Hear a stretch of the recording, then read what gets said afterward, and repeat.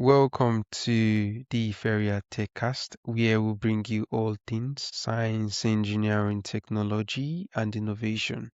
I'm your host, Ezekiel Feria, and today we are joined by Chris Majer, the founder and CEO of the Human Potential Project and the architect of the Redline Consulting Framework, with a unique background that spans from training US Marines and Special Forces in hand combat to leading billion-dollar cultural transformations at companies like Microsoft and Intel.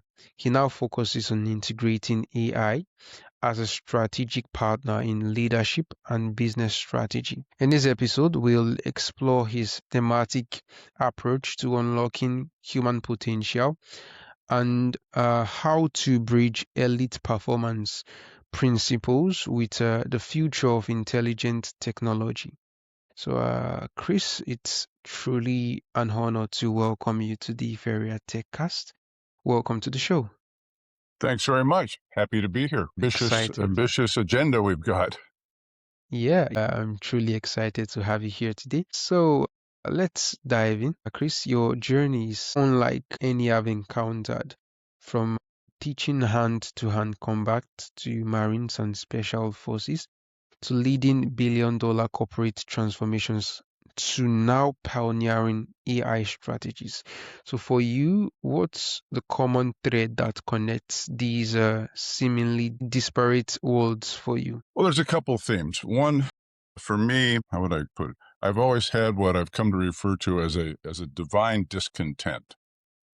I was never quite satisfied or happy with letting things just be the way they are. So I was always looking for, how can we do this different? How can we do this better? We did a lot of work with the military, and before that with athletes. And there we learned some fundamentals about what it really takes to both teach and learn, and really how limitless our human potential is. And so I've always, my mission has been to really explore the boundaries of human potential and see what's possible for all of us in all these different realms. So that's what's been driving me. All right, fantastic. So, Chris, you talk about AI as a strategic partner, not just a tool. So, for the leaders, the engineers in our audience, so what's the fundamental mindset shift required to stop using AI and start partnering with it? Well, that's a pretty deep question, actually. There's no kind of pat answer here. So I think it's important that we have a little historical perspective here. So I'll get to your answer, but we have to understand the context for it. So Yeah. way before your time, and mine for that matter, back in the late 1940s, the dominant media on the planet was radio. Yeah. Yeah. Everything was radio. If you wanted news, entertainment, whatever, you listened to the radio. And in the late 40s here in the States, there was a radio host. I forgot his name. He was like an early Johnny Carson or, late night guys. He was making over $1 million a year as a radio host in the late 40s. By 1952, he was off the air. What happened? TV. All of a sudden, this new media emerges. And everybody can kind of historically get that. Okay, yeah, the new media displaces the old media. But here's the pop quiz for you. Now, you're probably not old enough to know what the answer to this is, but the question is, what was the very first thing they put on TV? Like you said, I You have no know. idea. Strangely, the answer is radio shows. Very first thing they put on TV was radio shows, because in the old days, radio shows, they were done in a big studio. They had actors, they had sound effects, they did it all live, and nobody saw the real potential for this new phenomenon called TV, so they just did what they already knew how to do. We put radio shows on TV, and needless to say, it evolved rather quickly and dramatically since then, and everyone was convinced that that was the technological innovation that was going to be the end of all innovations. Well, then the internet comes along. Now, same question. What's the very first thing people put on the internet? Catalogs. The answer is logs.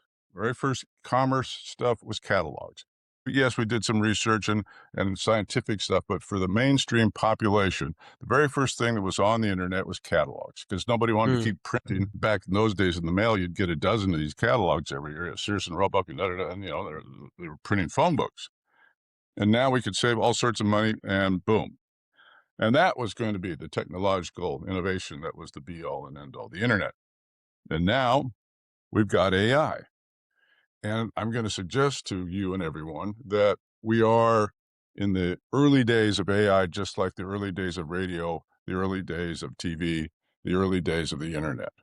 We don't Yeah. know what the real possibility is here. So far, we're just kind of doing what we already know how to do. We're using AI to do research for us, in part because it's faster, in part because we're lazy. We don't know yet if it can do a better job, but that's what we're up to.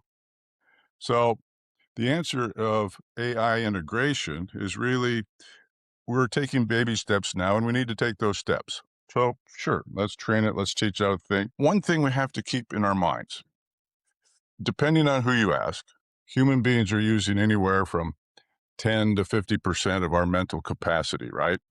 Yeah. And in that, it is out of that fractional utilization that we've created AI. And it has a fractional capacity compared to us. So we kind of got to remember that we got a not particularly big slice of potential here that we're all looking to the future to put our hats on. And I think we just need to be cautious about that. All right. All right. Really, really interesting response, dear Chris. So, your Redline Consulting Framework is designed to integrate AI into business strategy. So, can you give us an overview of this system, and also what is the first critical step an organization must take to get on the right track with it? Okay. Well, let's start about the red line. So I've been at this for going on 35 years. So we've developed a methodology for looking into organizations and being able to diagnose things that they can't see, help them spot blind spots. Everybody's got them, and you can't usually see them from the inside. You need somebody from the outside looking at the blind spots, the consistent breakdowns, whatever. So Mm. what we've done, and it, when we go into a company, we'll have to have 4 or 5 people in there doing research and interviews and so forth, and it takes a couple weeks to do all that, and then a couple more weeks to write a report and recommendations, and then could be any years to implement all that stuff. What we've done is train an AI to do the same sort of assessments that we do. It can do them incredibly faster. What used to take us days or weeks, it can do in minutes or hours. And the interesting thing about it, and it's constantly kind of surprising us, is it can make and see connections and things that we didn't get. It thinks in a different way, and so it's opening up doors that were historically closed to us. It's been fascinating to watch, and it doesn't change the fact that you still got to do something about the issues that it uncovers. But in a short amount of time, and for a fraction, frankly, of the cost that it used to be, we can do a diagnosis and give people deep, deep look into where things aren't functioning in their company, and more importantly, why. Okay, all right. So, Chris, having trained some of the world's most elite performance, what is the single most important principle of human performance that most corporate teams completely overlook, and how can they reclaim it? Well, I think the fundamental thing that is holding us back, and not just as corporations, but as people, in the Western world today, is we have a profoundly flawed understanding of how learning works. And the axiom that we use is you can't learn if you don't change, and you can't change if you don't learn. Sounds simple. But then what do we mean when we say learning?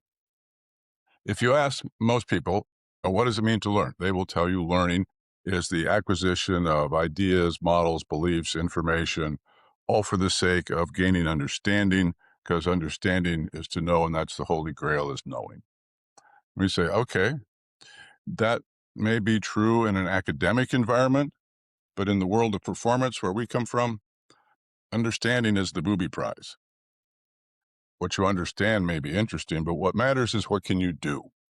So when working with athletes, working with soldiers, it was easy to get them to understand stuff. They're not stupid, but getting them to do it was a different matter. So our product is what we call embodied competence. Embodied means you can take the new action without having to stop, think about it, look it up in some book. And competence is simply the capacity to consistently produce the desired result. Okay, good. Now, this is the part that scrambles everybody's eggs. While your mind understands, and understanding can occur in an instant, in the end, it's your body that learns. Your mind understands, but it's your body that learns. And the body only learns one way, and that's through practice. No amount of understanding ever produced competence in anything. Only practice does. And practice takes time. And that's the part where everybody falls down. We want it in an instant. We've got an incredibly short attention span, and that's hindering our capacity to do anything substantive in terms of changing or transformation. Transformation isn't magic. It's simply a large amount of change in a short amount of time. And if you've got a methodology like we do that can produce that, it's terrific, but it still takes time. Our flagship corporate program isn't a weekend. It isn't 2 days. It runs for 9 months. It's a series of conferences and coaching sessions and implementation work so that we deliver some new practice. Here's the theory behind it. And that part's easy. You can get everybody smiling and nodding. But then you got to go do it. And it requires literally hands-on coaching. I have this conversation with my business clients all the time. Many of them play golf.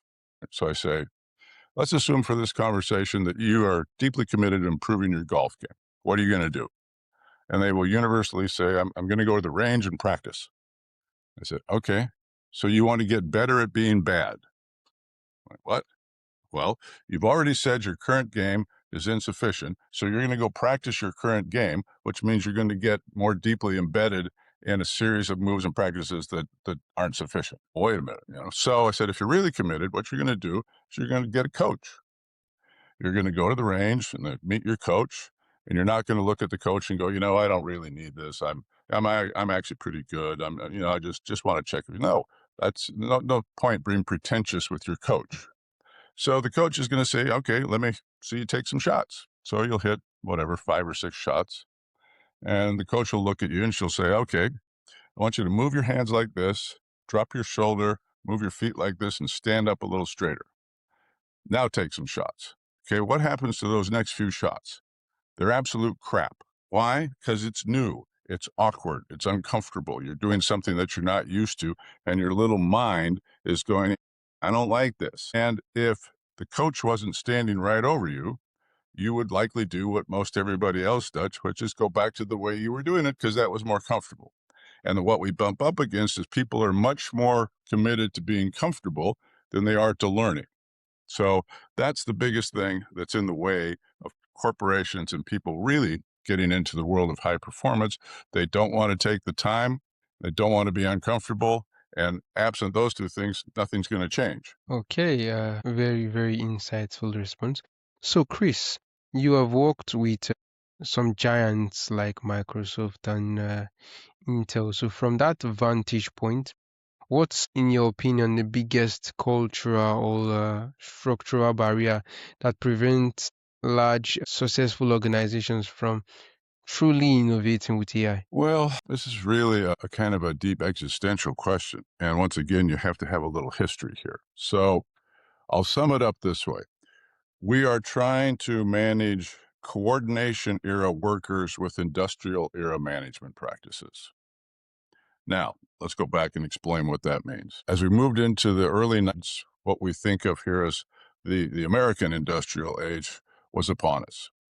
Henry Ford and his peers were about to embark on a whole new journey, and they had a problem, which was how do we take unskilled, unsophisticated, uneducated farm workers and day laborers and turn them into productive factory workers? So on the one hand, the answer was simple. We de-skilled the work. So you might have been a craftsman who made wonderful wood panels for horse-drawn carriages. Here you're going to put 5 bolts on a Model T wheel all day, every day. Yeah, it's mind-numbing and dehumanizing, but it pays well. And if you don't like it, we got 100 guys who will take that job. And in those days, there was no social safety net. You didn't eat, you didn't work.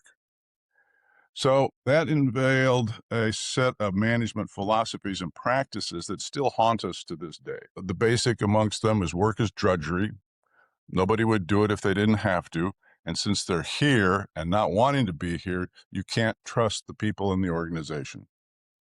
So we have all these organizational cultures built on a foundation of distrust. Now, you'll never find that written down anyplace, but as you peel back the veils on all these practices and systems and stuff, that's what it's all about. And then we invented tracking and accounting systems that only measure input, output, throughput. Well, that's great if you're watching bricks, takes the human factor and gives it no account. Now, flash forward to today. We've made a historical epical shift that most everyone has missed. The short of it is we're no longer in the industrial era. We've transitioned into what I've come to call the coordination era. So the value generators in today's economies are not people who make things, and that's not to in any way disparage the people who make things. It's just that that's no longer a driving force in our economy.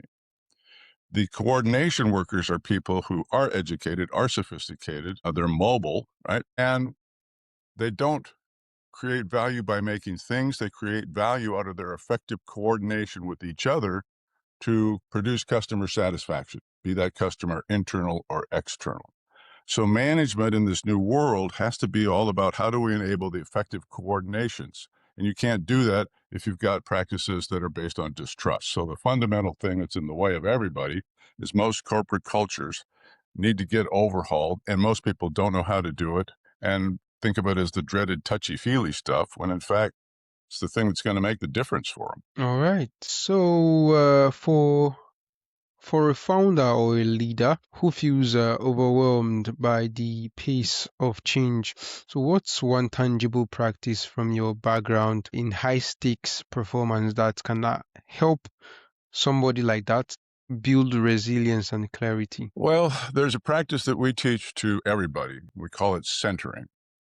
And it's a somatic, a mind-body practice. It has to do with learning to just be present in the moment, because your mind wants to time travel. It's either in the past having regret and lament, or in the future having anxiety, worry, and fear. In the moment, none of those things exist. Now, the most difficult thing for a human being to do is stay present in the moment. So we teach, the basics of how to do that, right? And like I was saying earlier, it's relatively simple to understand the practice, but it takes a lifetime to really deeply be a person who nobody's centered all the time. The game is to just notice when you're off and come back quickly. So it's developing that particular competence is fundamental. And then for leaders, there's leadership at different levels. I tend to spend much of my time counseling CEOs, especially new ones. And this is a breakdown that we've created in our corporate world is you take a person who's come up through the finance realm or whatever, and all of a sudden he or she's the CEO. And now they're in a leadership role. And they first of all need to understand the vast gap in the difference between being a leader and being a manager. So I asked them all the same question. All right, you're the leader. What are your fundamental responsibilities as a leader? And I'll get this big laundry list of stuff. I say, okay, stop. First of all, nobody can be responsible for all that stuff. That's your job is to hire people who take care of that. You're the leader. You only have two fundamental responsibilities. One, you're the guardian of the mood of the enterprise. And two, you're the architect of the future. And you can't do those things if you've got your fingers dabbling in all these little managerial tasks. So making that transition is tough. And to be blunt about it, most companies don't get it right. So we don't really have, in my opinion, a whole lot of strong leaders in corporate world today. We've got managers, caretakers, but not real driving leaders. All right, all right. So, looking at the future of leadership, Chris, what's, in your opinion, a core skill that was optional for leaders in the past, but now is absolutely non-negotiable in an AI augmented world? Well, it's not so much about the AI augmented world as the new workforce world, right? And the skills, it sounds trivial, but I have a deeper meaning of it, is you have to know how to listen. Everybody thinks leadership is about speaking. That's the minimal part of it.